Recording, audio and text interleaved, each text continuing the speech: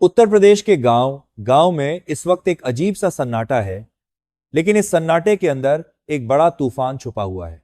चौपाल पर बैठे बुजुर्ग हों, मोबाइल में न्यूज स्क्रॉल करता युवा हो, या फिर पंचायत चुनाव लड़ने की तैयारी कर रहा कोई दावेदार, हर किसी के मन में एक ही सवाल घूम रहा है कि आखिर पंचायत चुनाव होंगे या नहीं, और अगर होंगे तो किस आधार पर होंगे।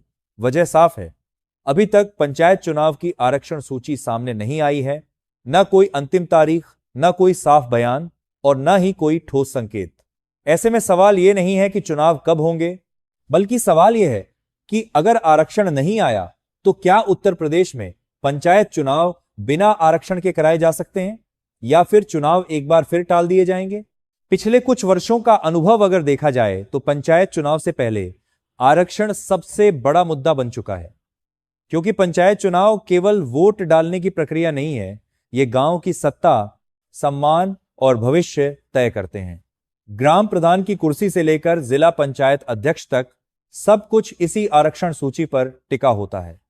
किस गांव की सीट महिला के लिए होगी, कहां एससी आरक्षित होगी, कहां ओबीसी को मौका मिलेगा और कहां जनरल वर्ग चुनाव लड़ेगा, इन सभी सवालों का जवाब सिर्फ एक कागज देता है, जिसे आरक्षण सूची कहा जाता है। और जब वही कागज गायब हो तो पूरा सिस्टम सवालों के घेरे में आ जाता है। संविधान ने पंचायत चुनावों के लिए एक स्पष्ट व्यवस्था दी है।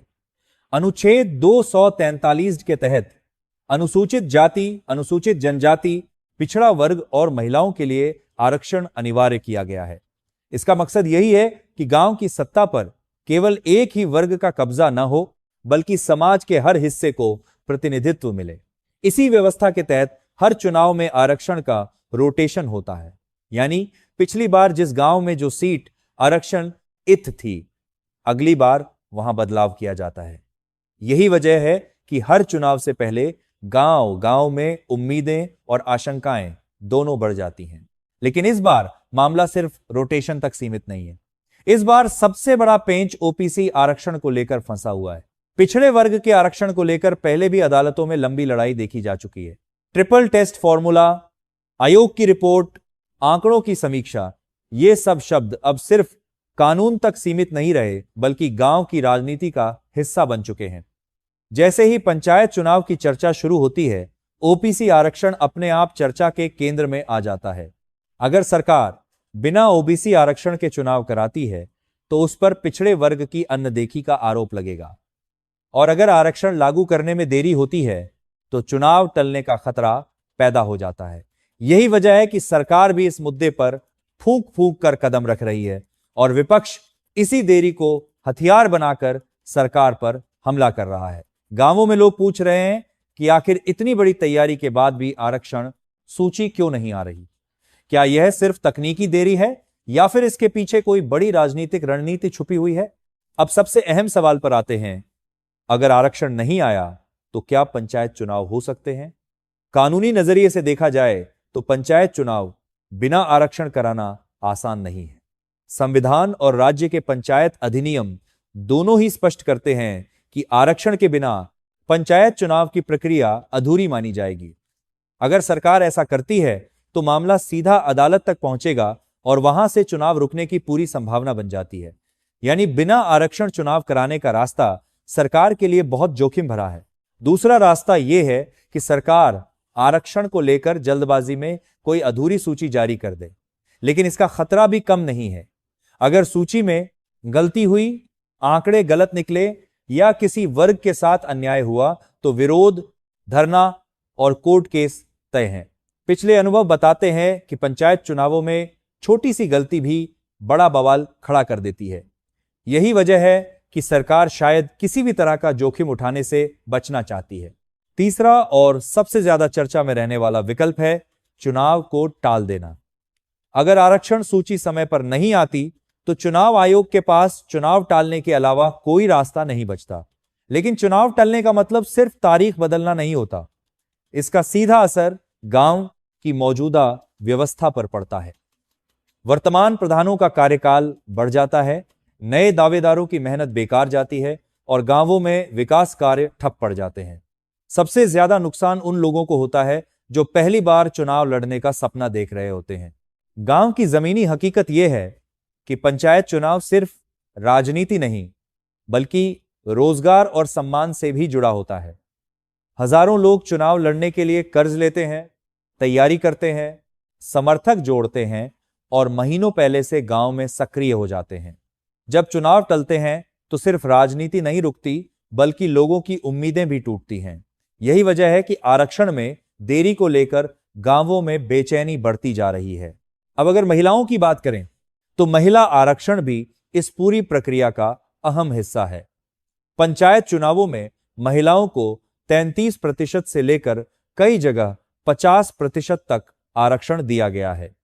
इस आरक्षण ने गांव की राजनीति में महिलाओं की भागीदारी बढ़ाई है, लेकिन साथ ही यह सवाल भी उठता है कि क्या सिर्फ कागज पर महिला प्रधान बनती है या फिर असली सत्ता किसी और के हाथ में होती है।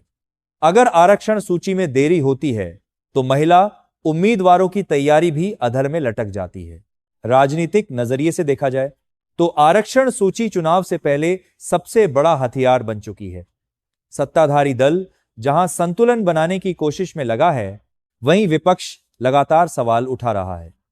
आरोप लगाए जा रहे हैं कि सरकार जानबूझकर देरी कर रही है ताकि अपने पक्ष में माहौल बना सके। वहीं सरकार का कहना है कि वह किसी भी वर्ग के साथ अन्याय नहीं करना चाहती, इसलिए पूरी प्रक्रिया को सावधानी से पूरा किया जा रहा है। गांवों में इस देरी का एक और असर देखने को मिल रहा है। अफवाहें तेजी से फैल रही हैं। कोई कह रहा है कि चुनाव अगले साल होंगे, कोई कह रहा है कि बिना ओबीसी आरक्षण चुनाव होंगे, तो कोई दावा कर रहा है कि आरक्षण सूची तैयार है, लेकिन सही समय का इंतजार किया जा रहा है। इस अफवाहों के बीच आम जनता सबसे ज्यादा भ्रम में है। और इसी बीच अगर आप गांव-गांव की इस राजनीति, पंचायत चुनाव की हर अपडेट और ऐसी ही बड़ी खबरें सबसे पहले जानना चाहते हैं तो अभी इस चैनल को सब्सक्राइब कर लीजिए, क्योंकि यहां आपको सिर्फ खबर नहीं बल्कि खबर के पीछे की पूरी सच्चाई मिलती है। अगर आने वाले समय में आरक्षण सूची जारी हो जाती है तो तस्वीर साफ हो जाएगी, लेकिन अगर इसमें और देरी होती है तो पंचायत चुनावों का भविष्य अधर में लटक सकता है। यह सिर्फ एक प्रशासनिक मुद्दा नहीं रहेगा बल्कि बड़ा राजनीतिक और सामाजिक मुद्दा बन जाएगा, क्योंकि पंचायत चुनाव लोकतंत्र की सबसे निचली लेकिन सबसे मजबूत कड़ी होते हैं। अगर वहीं अनिश्चितता हो तो उसका असर पूरे सिस्टम पर पड़ता है। आखिर में सवाल वही है, अगर आरक्षण नहीं आया तो क्या होगा? जवाब यही है कि बिना आरक्षण पंचायत चुनाव कराना लगभग नामुमकिन है और देरी की स्थिति में चुनाव टलने का खतरा बना रहेगा। इसका असर सिर्फ नेताओं पर नहीं बल्कि हर गांव, हर परिवार और हर उस व्यक्ति पर पड़ेगा जो बदलाव की उम्मीद लेकर चुनाव की राह देख रहा है। अब देखना यह है कि सरकार कब तक इस असमंजस को खत्म करती है और आरक्षण सूची जारी कर गांवों की राजनीति को साफ दिशा देती है, क्योंकि जितनी देर होगी उतना ही सवाल बढ़ेगा और उतना ही लोकतंत्र की इस सबसे अहम प्रक्रिया पर शक गहराता जाएगा। अगर आपको यह रिपोर्ट जरूरी लगी हो तो इसे ज्यादा से ज्यादा लोगों तक पहुंचाइए, ताकि गांव-गांव में बैठा हर नागरिक समझ सके कि पंचायत चुनाव में आरक्षण क्यों इतना अहम है और देरी का मतलब सिर्फ तारीख बदलना नहीं बल्कि पूरे सिस्टम का रुक जाना है।